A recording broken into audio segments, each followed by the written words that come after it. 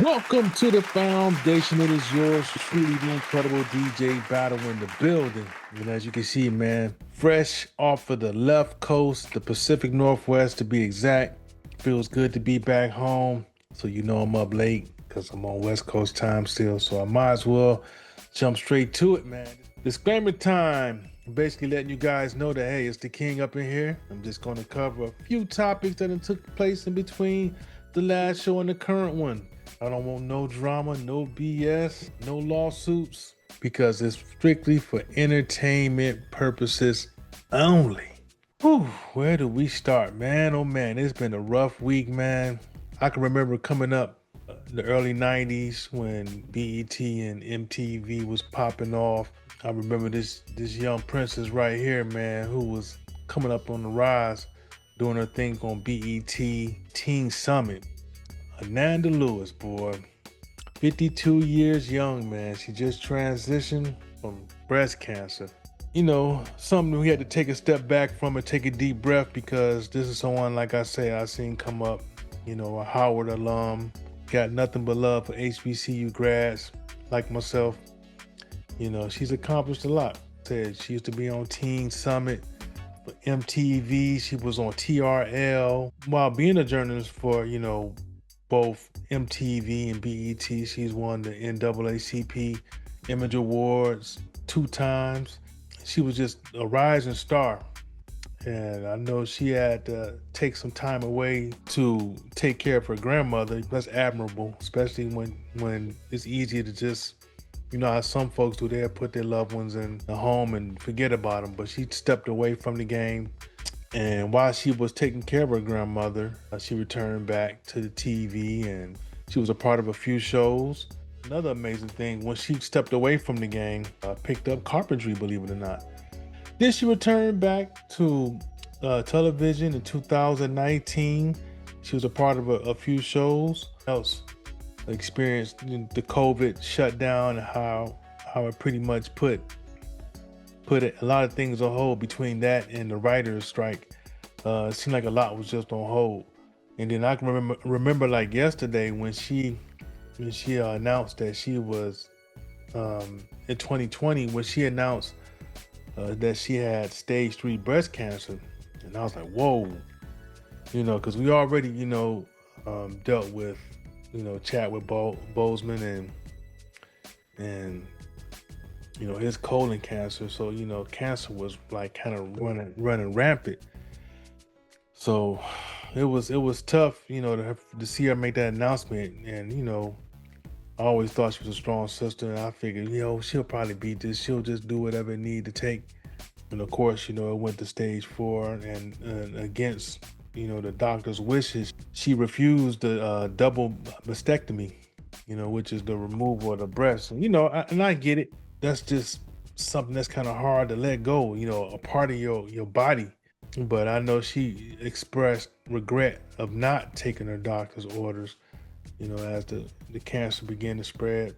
And before you know it, you know, she transitioned. And, you know, it blindsided us, you know, definitely blindsided me, because she's, you know, exact same age I am, 52 years old. Still seemed like the sky was the limit. You know, cancer seems to be doing a number on our people. A lot of my loved ones, a lot of people I know that are fighting cancer. I salute those the loved ones for fighting as hard as they do, because, you know, they have so much to live for, whether it's raising children and, you know, just want to be here for their loved ones. And I know that it was Ananda's wishes that most people, especially women, take getting mammograms a whole lot more serious, or being preventative. And with cancer, it's kind of tricky because everyone's journey is different. Some people have genetics, whereas they're predisposed to already having it because of it's in their genetics, or family members that have had it.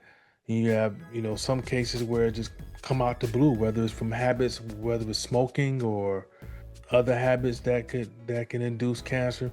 But yeah, definitely had to send my prayers, you know, to her loved ones, and, you know, she was survived by her son Langston.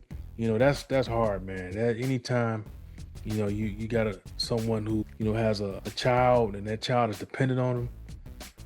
Oh, that's just hit me in the heart, man, every time. Damn, I'll be 52 this year. She's 50. She was 52. So yeah, man, that was a big blow. Ananda Lewis. Beautiful sister, boy. But yeah, that wasn't the only blow. Most people don't know about this one. Juliette Powell. She was like the first Black Miss Canada. She passed away. She was not only the first Black Miss Canada, but yeah, she was a video jockey for her own company called Music. Yeah, man, just a beautiful sister. And she also transitioned very young, 54 years old. And it was not cancer, it was from an acute bacterial meningitis. It's been a tough week, man. It really has been. And I definitely want to send my prayers to her family as well and her loved ones. The other big thing that was a pretty big deal, most people probably already saw it, and being that I was flying from, the Pacific Northwest back here to Raleigh, this crash just happened right before, I'm getting on the plane, same day. So of course, I'm like, yeah, I'm ready to get back home. But then I get the alert about a plane crash in Ahmedabad. And, I've seen the video over and over. Like it was a smooth takeoff, and then all of a sudden it just dipped down and it crashed. And I was like, whoa. So of course, like anything else, I'm like, was it another Boeing? Turns out it was a Boeing 787 Dreamliner. So this right here had me nervous. I'm like, oh God, man, that's the last thing you want to see before you get ready to board a plane. But the crazy thing about it was, most times when those things happen, there's no survivors, man. And this guy, he miraculously made it out of it alive. And I was just blown away. Usually when a plane crashes, it's a wrap. You pretty much just hear about the people who were lost. But to have this one sole survivor, oh my goodness. Somebody was definitely praying for him.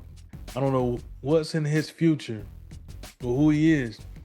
I can't even imagine, because how most people like that could have some type of survivor's guilt.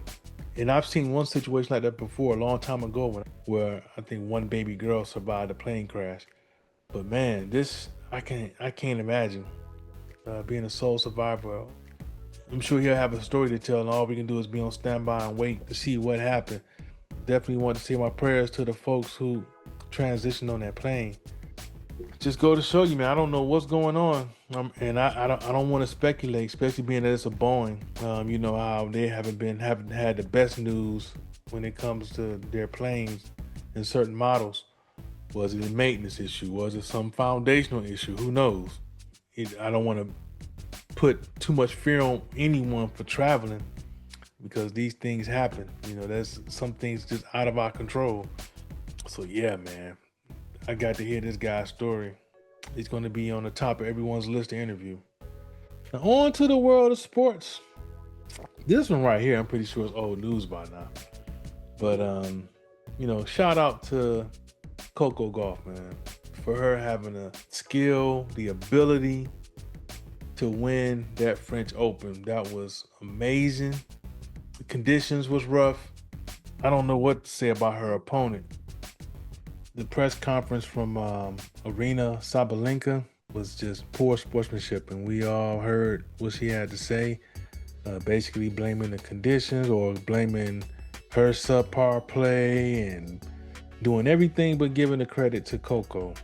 Just to keep this short and simple, what excuses is, and more importantly, we know with success, the definition of success is when preparation meets opportunity. And really, that's all she had to say is, hey, Coco was better prepared. She did what she had to do to get the win. Congratulations. And this moment would have just been another day. It wouldn't even have been news. She could have graciously went back to, working harder and being prepared for the next turn, because they have them all the time, right? You live to see another day. This whole making excuses and not giving Coco her props just kind of opened up a whole different batch of worms, especially when it comes to, issues I'm just gonna flat out say it. When when our sisters and brothers win, it's never because they're prepared or good enough. It has to be some error or yeah, errors are a part of the game, but being prepared is a part of the game. So be gracious, in defeat and when you win. At least that's what I teach my kids.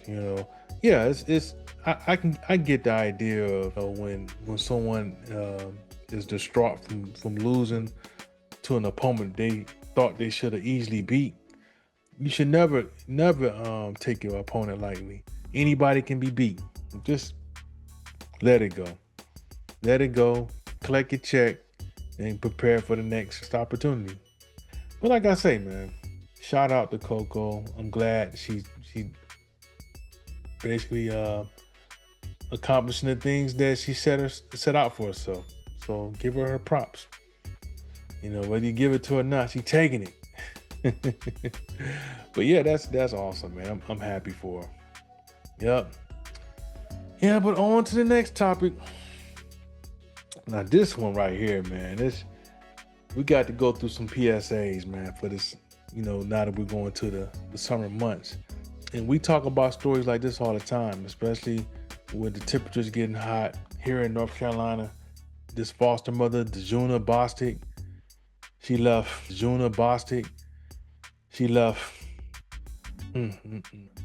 her 7-month-old baby inside a minivan. So it's terrible, man. It really is. I don't care how important it is for you to get out of the vehicle to grab anything. Nothing's more important than a life. And we've seen many times over and over, every summer is always an example or two of someone just leaving their child in the car to go run in the store or go run an errand. And it ends up taking, 10, 15, or even 20 minutes. And it's 90 plus degrees outside. I wouldn't care if it was 70 degrees outside. You just don't leave your child inside of your vehicle like that. And, being that, this was a 50, how old was she? I want to say she was up there in age. She was like, what, 57? Let me look this up. Yeah, the Djuna Bostick was 59 years old. So, not to say that she's too old to be a foster mom, but come on, man, what was you thinking about? I'm pretty sure she'll do some time, but, it's always tough to lose a child, especially under those conditions when it's at your hand. So, yeah, please, man, if you got to do anything with your child and you're running an errand and you need to run inside of a building, take the child with you, or at least leave it under the care of someone else while you run your errands, like a babysitter or something. I know things happen, man, but when it gets hot outside, man, or anytime, you just don't leave your child in a running vehicle or any vehicle unattended. That's heartbreaking. And not only that, man, I'm pretty sure you guys saw this video as well. It was at a resort. It was two cousins that was playing, and they were on the deep end. The bigger cousin was playing with his younger cousin, and you could see him getting on a tube inside on the deep end of the pool. Now here's the kicker: neither one of these boys knew how to swim, so that's major flag right there for anyone to leave them unattended. The younger cousin slips and fall off the tube into the deep end, and he couldn't swim, so he just in panic mode for like 2 minutes, and the whole time, only thing the bigger cousin can do was scream, point and scream, and try to get the float to him. And thank God that there was a worker who was nearby that dove in and saved the young fella. They had to call the paramedics. It was really close because he was unconscious, and they did get a chance to revive him. And after a couple of days, he did get back to normal. But still, any longer, and it would have been a grave situation. And that's exactly what they said. I would definitely recommend that if your kids don't know how to swim, put them in a swim class. If you don't know how to swim, please get in a swim class just to learn how to swim, especially if you know you like to be around water, whether it's the ocean, lake, or a swimming pool. It's important to know how to swim and also learn CPR, because just screaming is not going to help. You got to be able to take some action. So yeah, I feel for the older cousin, and I get it. He did the best thing he could do, which is scream and get someone who could help. And these hotels and resorts that have pools, I understand that they'll put a sign up that says if there's no lifeguard on duty, but y'all need to figure out how to get one on duty some way, somehow, because with the summer cranking up the way it is, and the heat's here, this could happen again, and it won't have a positive result if there's no lifeguard, and if the person doesn't know CPR and know how to revive someone. Those are life skills that everyone needs to learn. For real. Tensions are really getting high out there. You see in LA, the riots that's going on, or the protests that's going on, should I say. And not only there are also uprisings going on in other cities, especially when dealing with the No Kings marches that's taking place from various cities. Me personally, I'm not a huge fan of protests, because to me that's an opportunity to take an unnecessary bullet. And you see what happened, just over the week, where we seen journalists getting shot with rubber bullets. There was also a situation where a woman was trying to get back to her apartment because she was past curfew in LA. These trigger happy riot police shot her in point blank range with the rubber bullets. And thank God there was a sister that was nearby who was filming and helped her out with first aid. You want your voice to be heard. I get the unrest with the immigration situation, but you got to pick and choose your battles wisely. If they put a curfew in for a certain time, might want to abide by that curfew. These folks not here. They're not out here playing. They're looking for. To me, they're looking for a reason to pick a war. In this situation, the immigration, they're looking for some way to get people violent. Basically, get a violent response from people. And they're doing everything possible to get that reaction, whether it's deporting parents at elementary schools. There's something else I hear going on about Operation Home Depot, where they're going to target immigrants from certain descent, whether it's Hispanic, Cuban. We've seen this before as a people, what it's like to, have the martial law called against your people, or when they sick the dogs or the fire hoses. We've seen all this documented before. So that's why we have a much different response and approach to what's going on now.